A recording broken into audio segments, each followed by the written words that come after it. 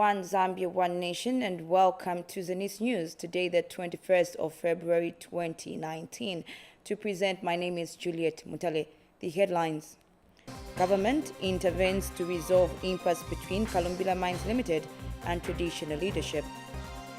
NGO empowers teen mothers in Eastern Province. Plus 21 million kwacha, first ever trades training institute in Mwense opens. Another news in detail.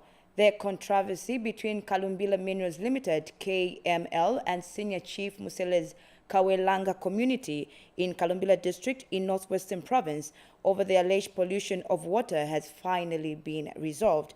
The matter was settled following government's intervention through the provincial administration. Shilika Chabalengula has more in this report. In May last year, Musele Graveyard in Senior Chief Musele's chiefdom of Kalumbila district in Northwestern Province got submerged in water. Kawelanga community members in Musele chiefdom alleged that the water logging could have been as a result of the rise of the water in the Chisola and Musangeji dams built by Kalumbila Minerals Limited. They feared that their boreholes and open wells could be contaminated with bacteria as a result of the flooding, and this led to a prolonged controversy between the mining firm and community. These accusations also led to the suspension of the water reticulation project by the mining firm in the chiefdom. This controversy between the two parties has finally been settled with the help of a report by the Zambia Environment Management Authority, ZEMA.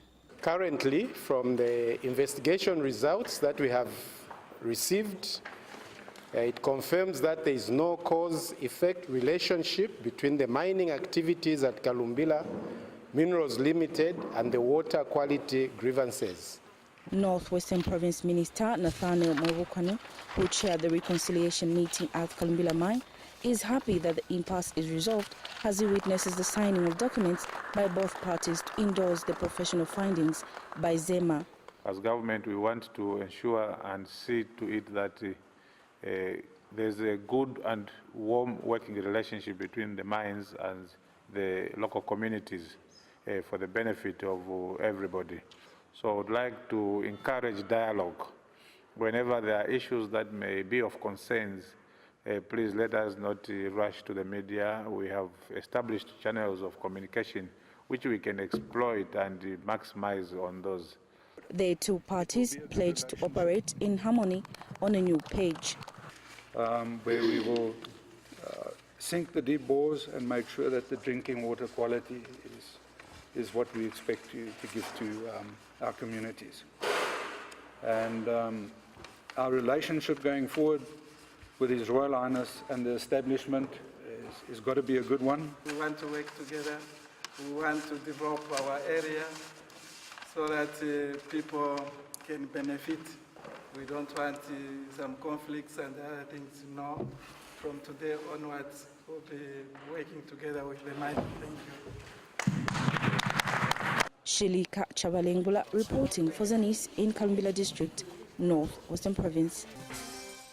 Still in Northwestern Province, the Business Regulatory Agency will soon open a Business Regulatory Center in Solwezi to facilitate the effective of business entities in the region. Details in the following report. The Business Regulatory Review Agency, BRRA, is a statutory body established under the Business Regulatory Act No. 3 of 2014 with a mandate to review and approve proposed policies and laws that affect business activities across the country. The agency, which has already established business regulatory centers in Lusaka, Livingston, Kitwe and Chipata, intends to have a presence in all provincial centers of the country. To ensure that the business community in Northwestern Province operates effectively, BRRA is opening a center in Solwezi, which will oversee the operations of regulatory institutions in the region.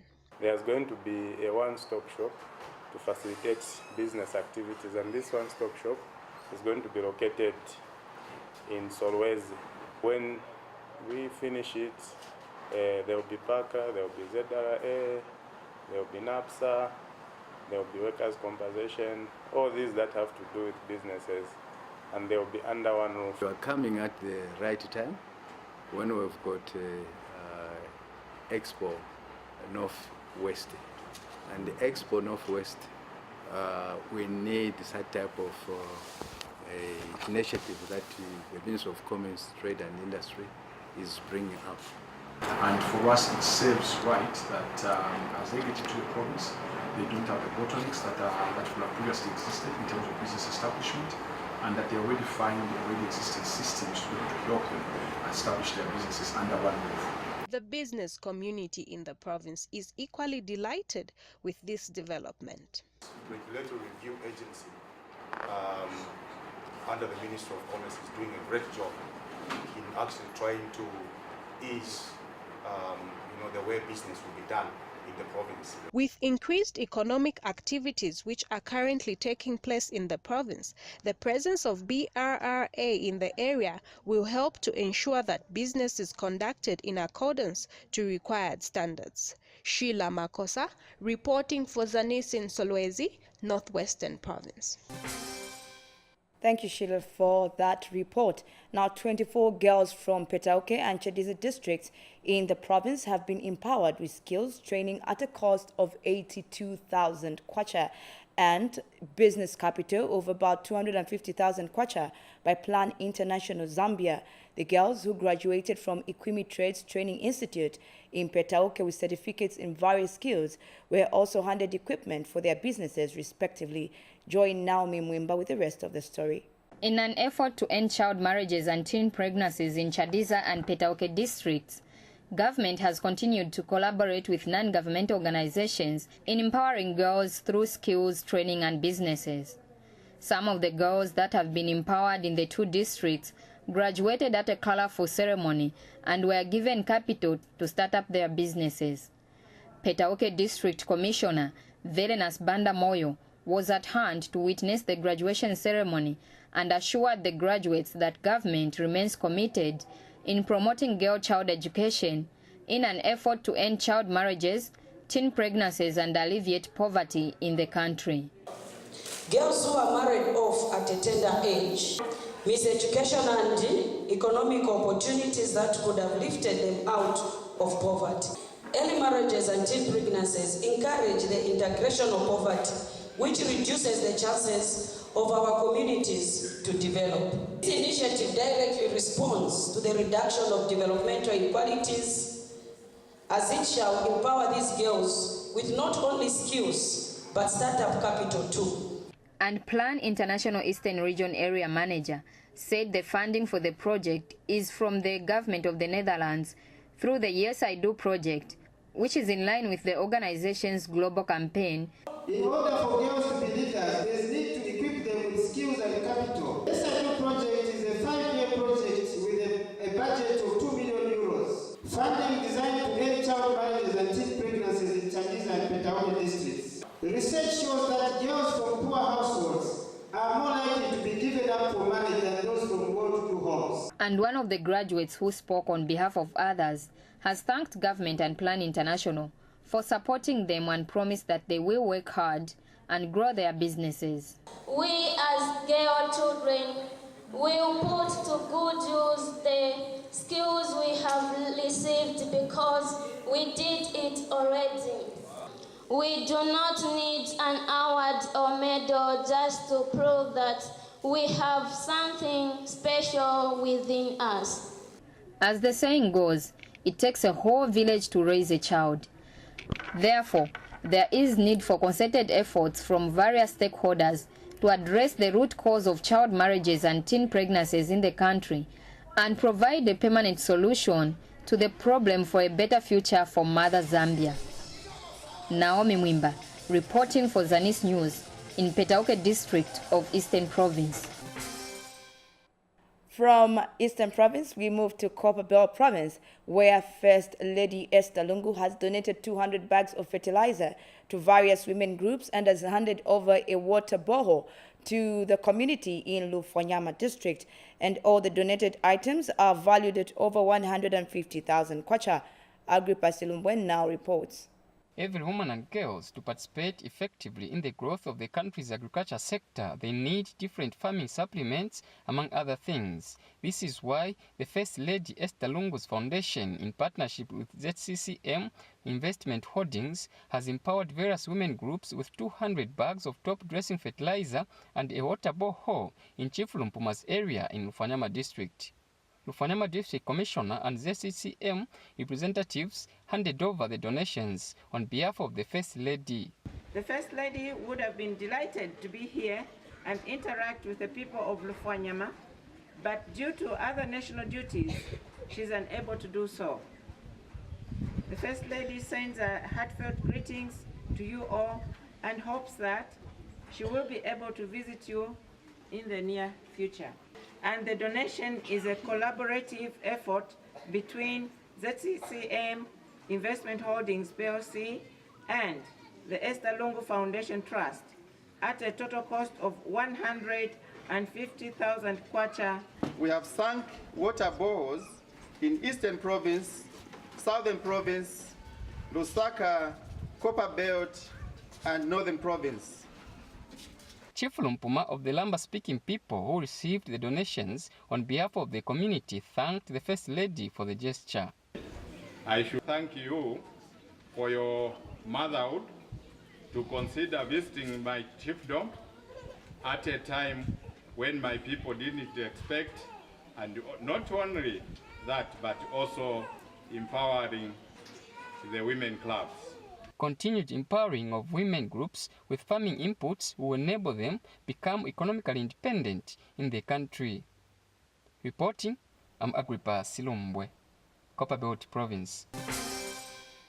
And now in Wapula Province, Mwensa Trades Training Institute, constructed at a cost of 21 million kwacha in Wapula Province, has opened. The Ministry of Higher Education has granted bursaries to over 100 students at the trade school in order to encourage enrollment. Here are the details with Henry Himonde.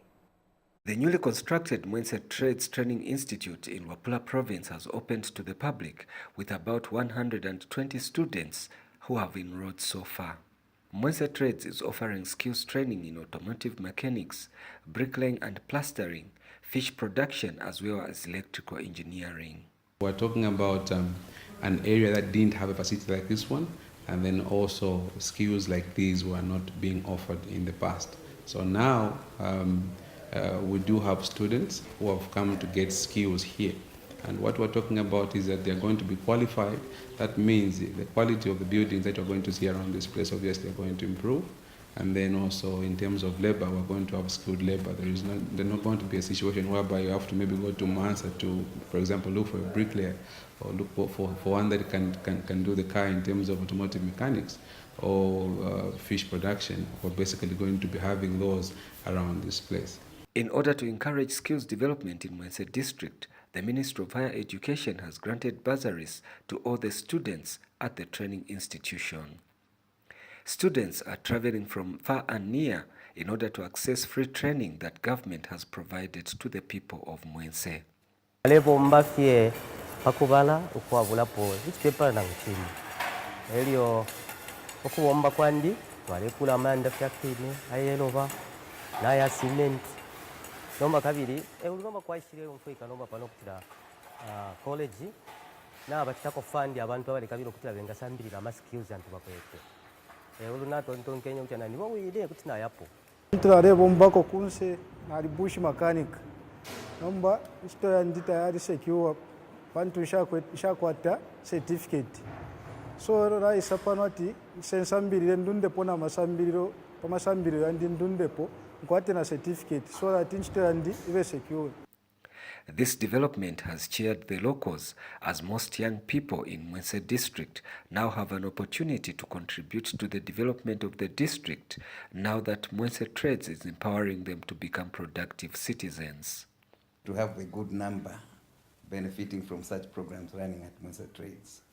Because I know in the near future, even those people who are complaining about unemployment, they will get an example from the initial group which has started acquiring skills from there. And others who are outside will be encouraged to go there again and get the same skills from the trade school, which is a plus to Mwense district. With declining formal employment opportunities, government's move to scale up skills training across the country will help youths to become self-employed.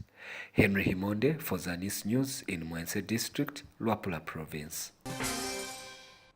In other news tonight, government has embarked on the construction of ultra-modern housing units countrywide as a measure to mitigate the housing deficit in the police service. Luansha district on the Copperbelt province has benefited from 55 housing units, with 25 houses completed and awaiting handover by the contractor Avic International to government. Here is a report by Karen Mishenyo. To mitigate the housing shortage facing police officers, government initiated a robust infrastructure development project that will see the construction of a total of 2,350 housing units for police officers countrywide. Luansha district on the Copperbelt province has benefited 55 housing units from the infrastructure development project. So far, 20 low-cost and 5 medium-cost houses have been completed by the Chinese contractor. We are waiting for install the means I install the transformer. Maybe after 1 week or 10 days we can hand over the... Another 30 housing units in Patamato Township are yet to be completed. This government means well under our able leader, Mr. Edgar Chagwalungu, that he intends to improve on the infrastructure across the country. Our police, or our men and women in uniform, haven't received such a shot in their arms from the time immemorial. You would agree with me that the structure that they are living in are those structures that were left by our colonial masters, and as a caring government, a caring leader and a caring party, they have undertaken to construct new units of houses so that it can boost the morale of our men and women. The project is part of government's plan to reduce the shortage of accommodation for police officers across the country. Karen Mshenywa reporting for Zanis in Luansha district. And finally, in the news tonight, Zambia News and Information Services, Zanis, has been honored for its work in highlighting developmental projects being undertaken by the Rural Electrification Authority.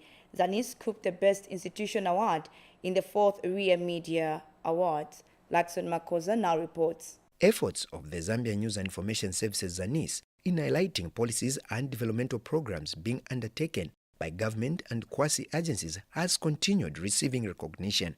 The Rural Electrification Authority RIA has awarded Zanis for its immense role in highlighting rural electrification projects being undertaken by the authority across the country in a bid to increase electricity connectivity. This is the second time Zanis is winning the Best Media Institution Coverage Award under the 4th RIA Media Awards, the first one being in 2016. In accepting the award on behalf of Zanis, Editor-in-Chief Rosarius Mengwa commended RIA for engaging Zanis in all its rural electrification programs. Good evening, everyone. On behalf of the members of staff of the Zambia News and Information Services, and on my own behalf, I'd like to say thank you so very much to the Rural Electrification Authority for engaging the department in publicizing what the authority is doing in trying to contribute to the economic advancement of this country. Thank you so much.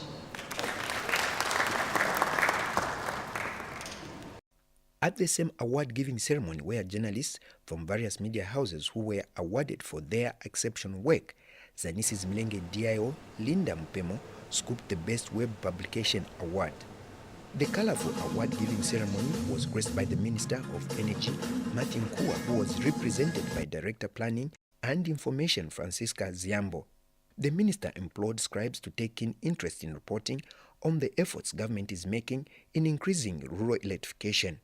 There are so many stories that need to be told about socio-economic transformation that is occurring in rural areas where government has undertaken rural electrification projects. I therefore urge the media to tell these stories even more aggressively for us to achieve the desired outcomes. RIA Chief Executive Officer Geoffrey Msonda expressed happiness at the increased entries of journalists who participated in the competition. I wish to inform you that since the start of this program, The amount of interest has steadily increased. The submission for the year 2018 program has risen to 78 entries as compared to 46 for the year 2017. This is an encouraging improvement because it translates into a growing attention by the media in Zambia to provide space in their respective editorials for rural developmental issues in general and rural electrification in particular. The need for government institutions to work closely with Zanis in highlighting government policies and programs is cardinal to the development of the country. For Zanis, I'm Lakson Makodza. We've come to the end of Zanis News, but before we go, a look at the stories that made headlines. Government intervenes to resolve impasse between Kalumbila Mines Limited and traditional leadership. NGO empowers teen mothers in Eastern Province. 21 million kwacha first ever trades training institute in Mwese opens. Thank you for watching Zanis News and congratulations to Zanis for scooping that media award. My name is Juliet Ntele saying bye-bye and God bless.